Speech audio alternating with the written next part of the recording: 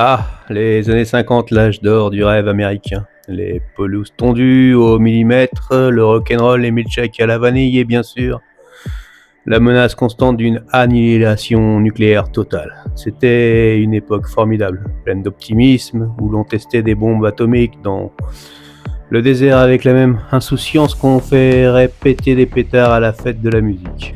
Mais à force de vaporiser des atomes à tout va, un léger détail est venu chagriner nos brillants scientifiques. Les retombées radioactives. Plus précisément, un petit passager clandestin du nom de strontium 90. Le strontium 90, c'est ce petit cousin toxique du calcium qui adore se loger directement dans vos os pour y diffuser tranquillement son cancer. Le gouvernement américain, dans sa grande bienveillance, s'est alors posé une question fondamentale. À partir de combien d'essais nucléaires est-ce qu'on commence techniquement à irradier notre propre population ? Pour le savoir, il fallait analyser des os, et pas n'importe lesquels. Des os en pleine croissance qui absorbent le mieux les radiations, autrement dit, des os de bébés et de jeunes enfants. C'est ici que naît le projet Sunshine, un nom adorable, n'est-ce pas ? Ça respire la vitamine D et les pique-niques dominicaux.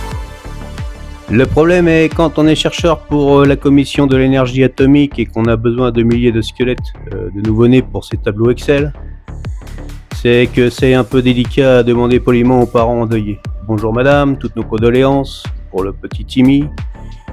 Dites, on pourrait récupérer ses fémurs pour voir si on n'a pas trop forcé sur la bombe H le mois dernier ? Bizarrement, les relations publiques ont estimé que ça passerait mal. La solution trouvée par nos élites éclairées, le vol pur et simple à l'échelle internationale. Pendant des années, un réseau mondial de médecins, de légistes et de chercheurs en blouse blanche s'est mis à piller allègrement les morts. Des États-Unis jusqu'à l'Australie en passant par l'Europe. Des prélèvements de tissus, des imputations post-mortem, des squelettes entiers expédiés par colis postaux vers les laboratoires américains. Tout cela, bien évidemment, sans que jamais les familles n'en soient informées. Pourquoi s'embêter avec le consentement quand on travaille pour la sécurité nationale ? Le plus fascinant dans l'histoire du projet Sunshine, ce n'est pas le côté macabre. Le vrai tour de force, c'est la bureaucratisation de l'horreur. Ces gens n'étaient pas des psychopathes des films d'horreur agissant dans des caves lugubres.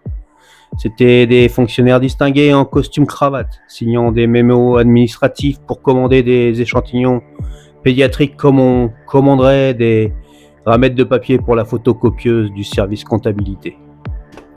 Quand le scandale a fini par éclater des décennies plus tard, grâce à des documents déclassifiés, le gouvernement a dû présenter des excuses. Une belle consolation pour des milliers de mères qui ont pleuré devant le cercueil à moitié vide.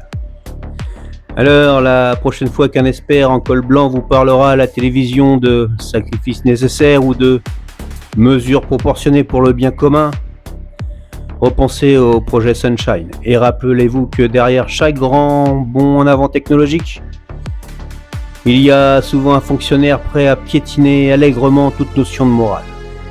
Le tout avec un nom de code qui donne envie de chanter sous la pluie. Allez, ciao. Bienvenue dans un monde où tout est vrai, mais tout semble faux. Ne crois pas, mais sois.